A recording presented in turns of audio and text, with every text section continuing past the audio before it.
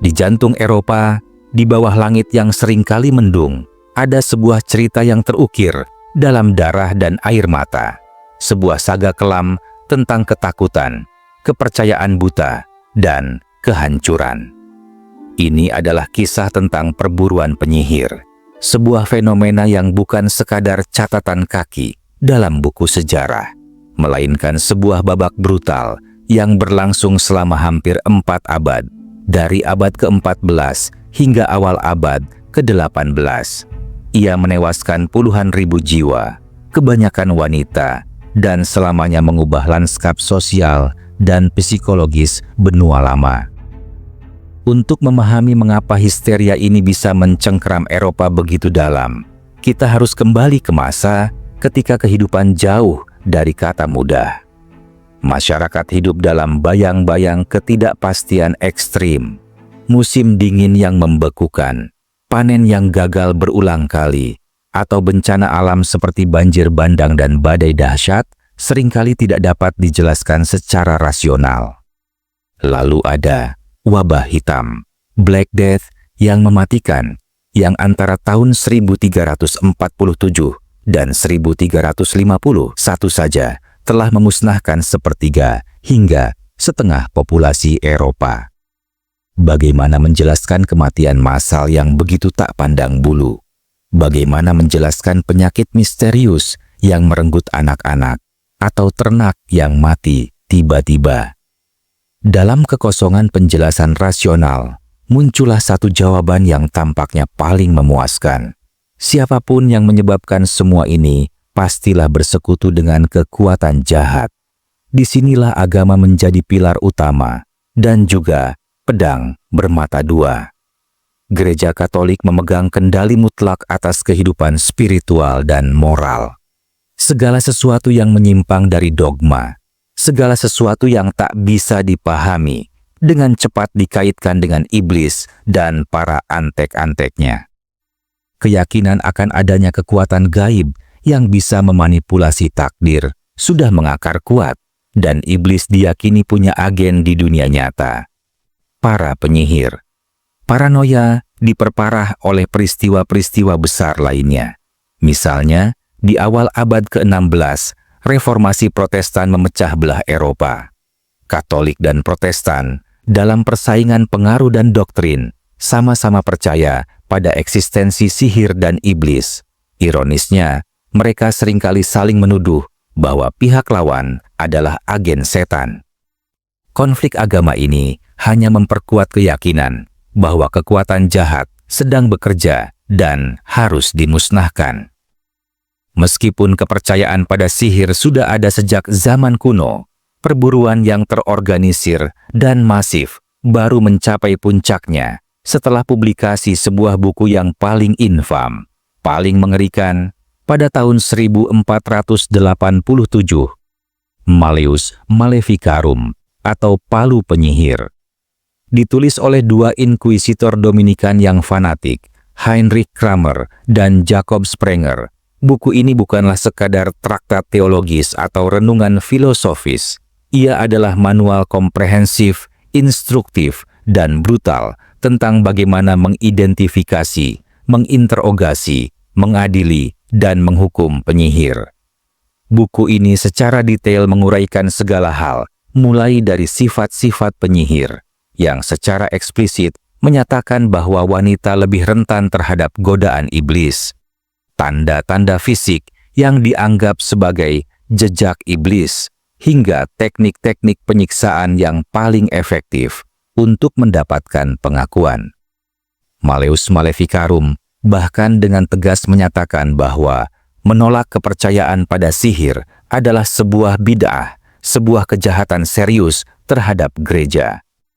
Dengan stempel persetujuan dari otoritas gereja dan secara implisit sistem hukum sipil, buku ini menjadi landasan legal dan teologis yang mengerikan bagi gelombang penindasan massal yang akan menyapu seluruh Eropa. Bagaimana seseorang bisa terperangkap dalam jaring-jaring perburuan penyihir?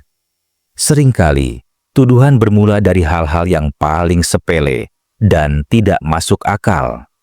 sebuah panen yang gagal setelah seorang wanita tua lewat, anak yang sakit, misterius setelah bertemu seseorang yang dianggap aneh, atau perselisihan pribadi yang berakhir dengan sumpah serapah bisa menjadi pemicu tuduhan. Wanita tua, janda miskin, mereka yang tidak punya keluarga, atau individu dengan kepribadian eksentrik sangat rentan menjadi kambing hitam. Para pemburu penyihir akan mencari tanda setan, yakni tahi lalat, bekas luka yang tidak biasa, atau noda kulit pada tubuh tersangka, mengklaimnya sebagai jejak di mana iblis menghisap darah mereka. Jarum atau peniti bahkan digunakan untuk menusuk area ini. Jika tidak berdarah atau tidak sakit, itu dianggap bukti kuat. Dalam beberapa kasus terkenal, seperti di Salem, kesaksian anak-anak dan remaja yang tampak kerasukan menjadi bukti kunci, meskipun seringkali dipertanyakan validitasnya di kemudian hari. Setelah dituduh, tersangka akan ditahan dan diinterogasi. Pengadilan yang seringkali didominasi oleh hakim dan juri yang sudah termakan ketakutan dan prasangka, sama sekali tidak peduli dengan prinsip keadilan.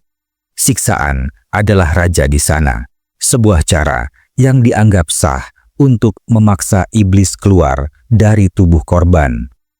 Metode-metode brutal ini termasuk strapado, menggantung korban dengan tangan terikat ke belakang, thumb screws, alat penghancur ibu jari, leg vices, pemeras kaki, dan yang paling terkenal, uji coba air, water test. Dalam uji coba ini, tersangka diikat dan dilemparkan ke dalam air yang telah diberkati. Jika mengapung, mereka dianggap penyihir karena air suci menolak kejahatan. Jika tenggelam, mereka dianggap tidak bersalah, tapi seringkali sudah meninggal karena tenggelam. Dalam kondisi fisik dan mental yang terkoyak, banyak korban yang akhirnya mengaku secara paksa demi menghentikan siksaan. Yang lebih tragis, pengakuan palsu ini seringkali melibatkan nama-nama lain, memperluas lingkaran tuduhan dalam komunitas, dan menciptakan histeria yang tak berujung. Setelah pengakuan didapatkan, atau bahkan tanpa itu, jika bukti lain dianggap cukup, hukuman bagi penyihir hampir selalu adalah eksekusi. Metode yang paling umum dan simbolis adalah pembakaran di tiang pancang. Diyakini bahwa api akan memurnikan jiwa dari dosa sihir, membakar kekuatan jahat, dan mencegah sihir menyebar atau kembali menghantui komunitas. Di beberapa wilayah, metode lain seperti digantung atau dipenggal juga digunakan. Namun, pembakaranlah yang paling identik dengan perburuan penyihir. Ribuan orang, mayoritas adalah wanita tua, janda, mereka yang memiliki penyakit mental, atau hanya individu yang berbeda, menemui akhir yang mengerikan di hadapan kerumunan yang haus darah, ketakutan, dan kadang-kadang puas. Sejarah mencatat puncak perburuan ini terjadi antara tahun 1560 dan 1660, terutama di Jerman, Prancis, Swiss, dan Skotlandia, di mana ribuan nyawa melayang setiap tahunnya. Namun, tidak ada kegelapan yang abadi.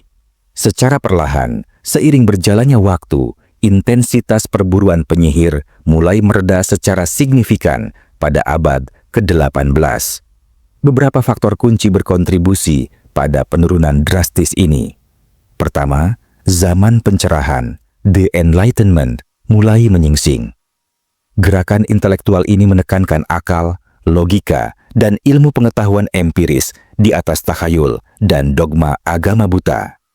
Para filsuf dan pemikir seperti Voltaire, John Locke, dan Baruch Spinoza mulai secara terbuka mempertanyakan keabsahan tuduhan sihir dan kekejaman yang tidak manusiawi.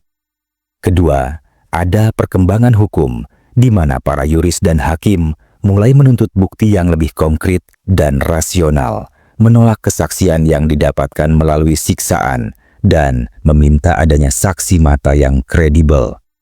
Konsep innocent until proven guilty mulai mendapatkan pijakan.